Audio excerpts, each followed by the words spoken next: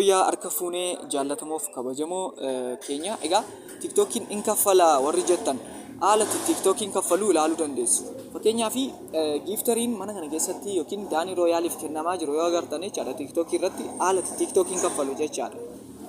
Fakkeenyaaf namni yoo xiqqaate namoonni 48 giiftii nama tokkoof nama daanii jala seeneef kennanii jiru jechuun 48 jechuun giiftii beektu gatiisaa akkamitti exchange ta'u. Fakkeenyaaf giiftiin 17,000 yoo xiqqaate birrii Itoophiyaatti hammam akka inni ta'e ni beektu.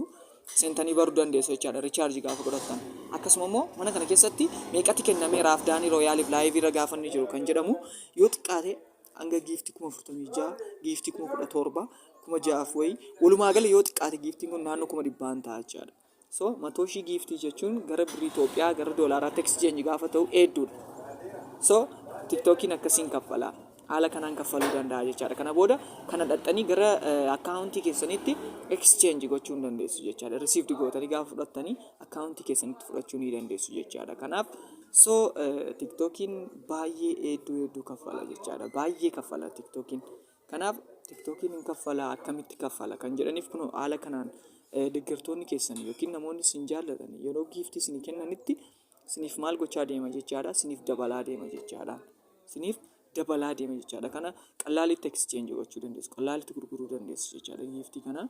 So baay'ee salphaadha. Tiktookiin hin kaffalu warri jettan ammallee tiktookiin hin kaffala. So haala itti kaffalu immoo haala kanaan ilaaluu dandeessu jechaadha.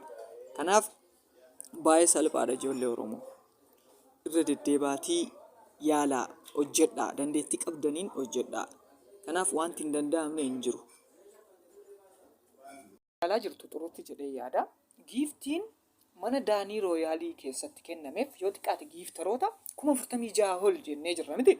So giiftiin kun osoo abdiin inspire kan jedhuuf nuuf kenname ta'e fakkeenyaaf isin maqaan keessan ebaluu jedhamuu dandeessu. Isiniif kennametu ta'e giiftiin kun ammam ta'uu danda'a?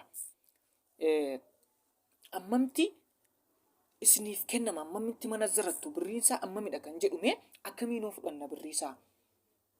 Giiftii kana gara biriitti yoo jijjiirame mee hammam ta'a kan jedhu waliin ilaaluu dandeenya jechaadha.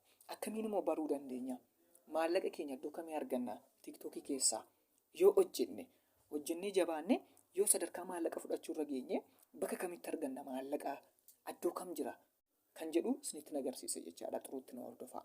Egaa gamanumaani piroofaayilii kan jettu kun jirti miti reddan piroofaayilii kana yeroo tokko cuqaastu jechaadha. Egaa yeroo tokko cuqaasnee piroofaayilii keessa seennee jirra. Tolee xiqqoo gadi ziqqa goone addanatti nixibdaabiin 3 dirdaaroon 3 jirti jechaadha. Addana kana hin cuqaasna piroofaayilii bira. Kana booda yeroo tokko keessa seenne jechaadha. Maalidha?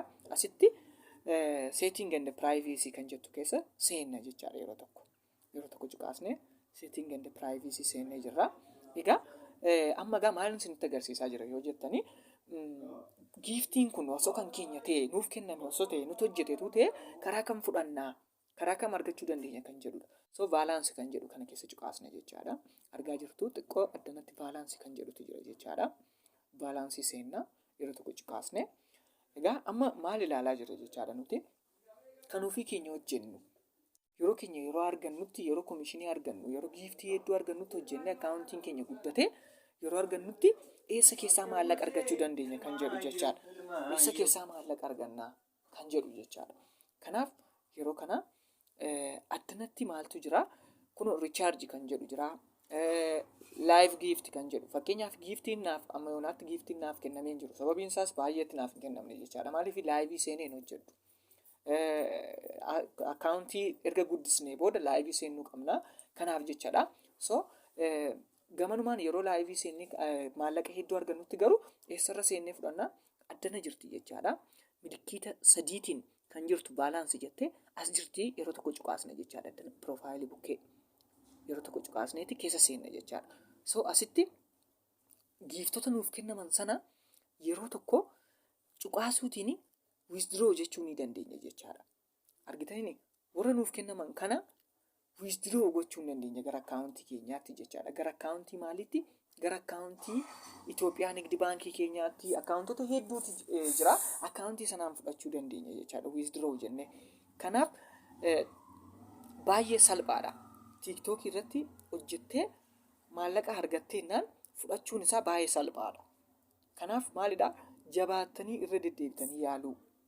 Irra deddeebitanii erga yaaltanii booda kunoo haala kanaan kana keessa ilaaluu dandeessu. Withdraw kan jedhu kana jechaadha. Withdraw cuqaastanii an barbaadan keessan gaafa hojjettan akkaawuntii keessanitti fudhachuu dandeessu jechaadha. Kanaaf amma tootaaleenii waantan hojjedhe sana baay'ee waan hin taaneef waan na barbaachisu hin qabu jechaadha. Kanaaf gaafa asirratti baay'atu fudhachuu nan danda'a jechaadha. Kanaaf argaa jirtu namoonni giiftii kennaa jiru namaaf.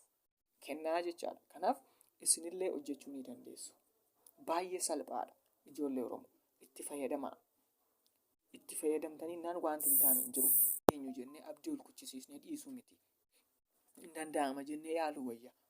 Kanaaf ammallee yuutuubii keenya kanarraati wantoota bu'aa qaba jedhamu, wantoota hin fayyada jedhamu gara fuulduraatti itti fufee sheer nan godha jechaadha. Kanaaf isin immoo maal gochuu qabdu? Sabskraayibii nuuf godhaa, laayik sheerii nuuf godhaa, wal bukkee haa dhaabannu. Galatoomaa, turtii gaarii.